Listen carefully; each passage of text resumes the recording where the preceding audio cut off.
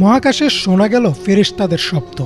নিজেদের অজান্তেই কি নাসা আবিষ্কার করলো আসমানে থাকা ফেরেশতাদের জিকিরের ধ্বনি?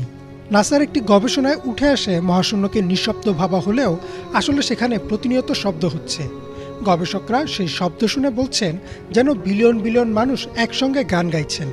অথচ শবে মেরাজের রাতে রাসূল সাল্লাল্লাহু আলাইহি ওয়াসাল্লাম বলেছিলেন মহাকাশে প্রতিনিয়ত ফেরেশতারা জিকির করছেন। তবে কি এবার রেকর্ড করা হলো ফেরেশতাদের জিকিরের ধ্বনি? আবু দার রাদিয়াল্লাহু তাআলা আনহু বলেন, রাসূল সাল্লাল্লাহু আলাইহি ওয়াসাল্লাম যখন মিরাজ থেকে ফিরে আসেন তখন তাকে প্রশ্ন করা হয়, আপনি আকাশে কি দেখেছেন বা কি শুনেছেন? উত্তরে তিনি বলেন, আমি যা দেখেছি তোমরা তা দেখো না, আর আমি যা শুনেছি তোমরা তা শুনো না। আকাশে প্রচণ্ড কাঁপুনির শব্দ হচ্ছে, আর তা হওয়ার কারণ আছে। আকাশে 4 আঙ্গুল পরিমাণেও জায়গা খালি নেই, সবখানেই ফেরেশতারা সিজদায় আছেন আর আল্লাহর জিকির করছেন। রাসূল সাল্লাল্লাহু আলাইহি ওয়াসাল্লাম হাদিসটিতে প্রচণ্ড ঝাঁকুনির মতো শব্দ হচ্ছে বলেন। আগে ধারণা করা হতো মহাকাশ যেহেতু একটি বায়ুশূন্য স্থান, তাই সেখানে শব্দ হওয়া সম্ভব না। কিন্তু মহাকাশ গবেষণা কেন্দ্র নাসার একাধিক গবেষণায় বর্তমান সময়ে এটা প্রমাণিত যে মহাকাশে শব্দ হচ্ছে। সংস্থাটির hour universe is not silent অথবা লিসেন টু দ্য ইউনিভার্স শীর্ষক প্রতিবেদনে দেখানো হয়েছে কিভাবে মহাকাশে শব্দ হয়। এমনকি নাসার অত্যাধুনিক টেলিস্কোপ ও যন্ত্রপাতির সাহায্যে এসব শব্দ রেকর্ডও করা হয়েছে। চলুন একবার শুনে নিই সে শব্দ।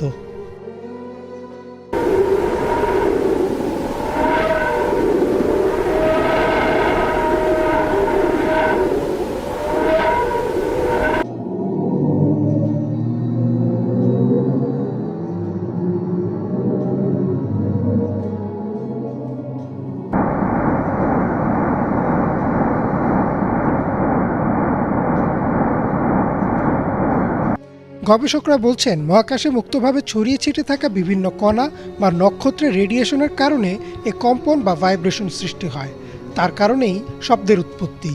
শব্দগুলো ইলেকট্রোম্যাগনেটিক ওয়েভ আকারে থাকে, পরে সেগুলোকে শব্দ তরঙ্গে রূপান্তর করা হয়। একটু খেয়াল করলে দেখা যাবে যে রাসূল সাল্লাল্লাহু আলাইহি ওয়াসাল্লাম 1400 বছর আগেই বলেছিলেন যে আকাশে কাঁপুনির শব্দ হয়। নাসাও বর্তমানে বলছে শব্দ কাঁপুনির কারণে হয়। এমনকি গবেষণার সাথে যুক্ত একজন গবেষক বলেন, এই শব্দ শুনে মনে হচ্ছিল যেন বিলিয়ন বিলিয়ন মানুষ একসাথে গ্রেগরিয়ান চ্যান্ট গাইছে।